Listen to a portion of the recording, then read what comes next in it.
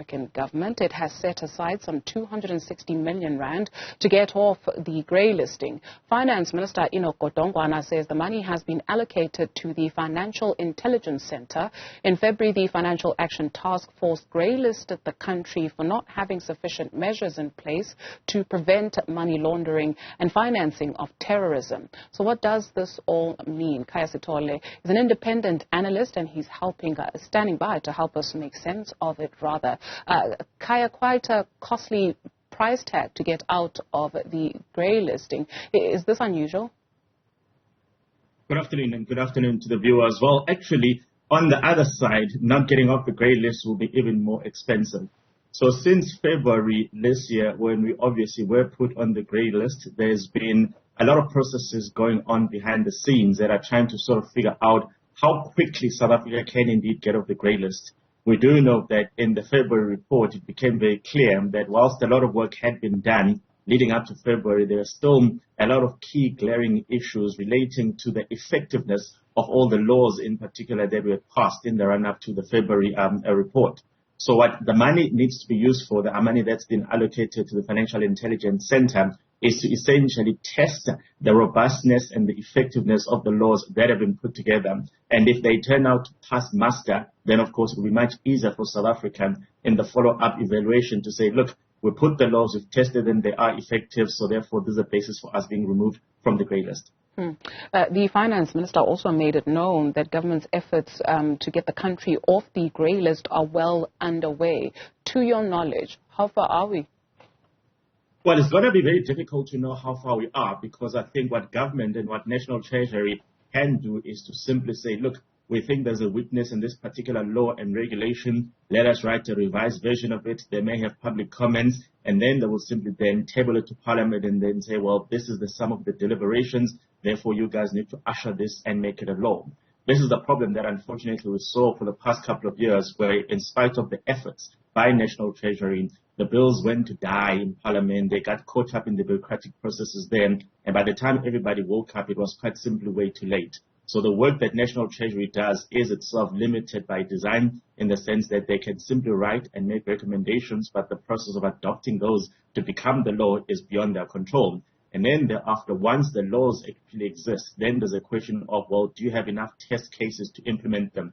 So perhaps if there isn't a single case of money laundering, we'll never know how effective those laws are. We do know, of course, that there will be instances of money laundering, and it will be simply how South Africa then says, well, when this red flag was raised, this is how our new systems responded, so therefore this is why we can say they are or are not effective. Is this a red flag? The finance minister pointed out that a key challenge to the fiscus is the management of the public sector wage bill. He went on to say that the recent wage agreement placed upward pressure on the bill, and that meant that in the current financial year, National Treasury must identify over 37.4 billion rand in savings to cushion the blow to the fiscal framework. And so where will this money come from?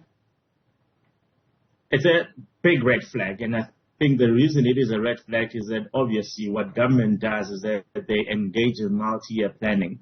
That multi-year planning would have said, this is how much we think we can raise in the form of tax revenues, and this is how much we want to spend. So, of course, when there are interruptions to that planning horizon, in other words, wage settlements that are beyond what National Treasury had anticipated, you either have to raise additional money through additional taxes, which is not easy with an economy as fragile as ours, or you simply have to avoid spending somewhere else. And it is those particular trade-offs of what to cut down that becomes the great challenge, because I do not believe that at any point in time they sit with a list of items that are regarded as frivolous or luxurious. Whenever there's a cut, that cut has got deep implications for the delivery of services to citizens. And then you've got Eskom's debt, you've got the electricity crisis in the country, you've got pending interest rate decisions. We don't know which way they're going to go. You've got high inflation. And so with all of this, we're also anticipating a decision by Standard & Poor's on South Africa's outlook. What are you seeing there?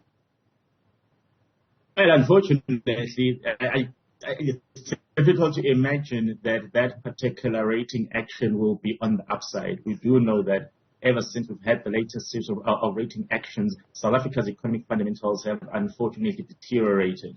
So if you look at the unemployment data that we saw yesterday, and if you look at the fact that quite simply not a single person actually knows how the electricity crisis is going to be resolved or when it's going to be resolved, all of those issues have got a negative consequence. We also had that once-off event of last week, which led to the currency crashing, which was obviously that diplomatic crisis that we've seen. So unfortunately, the sum of all of those issues is not going to help us improve our rating prospects anytime soon. And it's just quite unfortunate that it comes so soon after what we saw last week, because you imagine that any credible rating agency will not be able to ignore the recent activities and will incorporate it into where South Africa stands right now.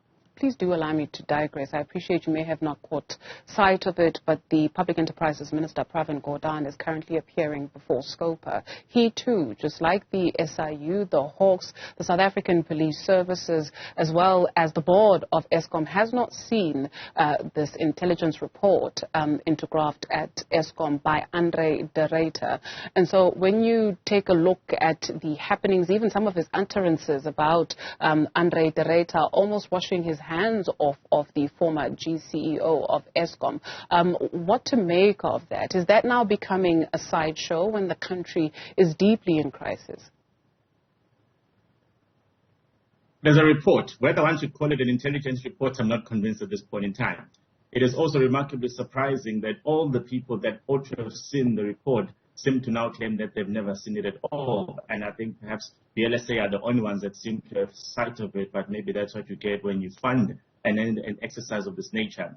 The problem with all of these things is that you then again have to ask very difficult questions about what the true intention was behind commissioning this report, because if we are to understand under the Ruyter's explanation of it, the reason he went outside Eskom's procurement processes is simply because Eskom either didn't have the resources or it didn't trust the people inside Eskom. That's fine. But at the end of the day, if the report is of any merit, if the report does say that actually every single morning when Dudu arrives at work, she steals R1 million here or there, then that's a type of insight that Eskom still needs to be aware of, so that they can say, thank you very much for having assisted us with this particular process. We'll now take it forward. It is meaningless for the report to then exist in limbo, where it seems only under the Ruyter and perhaps the funders of that report seem to know what's in it. What we've also heard from Busi Mavuso of the LSA in particular is that some of the law enforcement agencies' actions, the arrests and, the indictments that we've seen in recent months have been as a net result of this particular report. The fact that you've got a minister, you've got the board who seem to say, well, we don't even know what that report is about, means that it's quite extraordinary that an outsider, which is what the LSA represents in this case, can legitimately say that we can tell you that arrest 1, arrest 7 was linked to this report, when the people who work at Eskom actually do not even know the report. So what if it turns out that I got arrested yesterday on the basis of what was discovered internally at Eskom? How do we know what the distinction is between what's discovered internally at Eskom versus what the report has done, particularly if no one at Eskom has seen the report? So the story, unfortunately, keeps degenerating with more utterances that we hear about the status of this report, which doesn't seem as intelligent as it's made it out to be. Khaya Sithole is an independent analyst. Thank you very much for your time.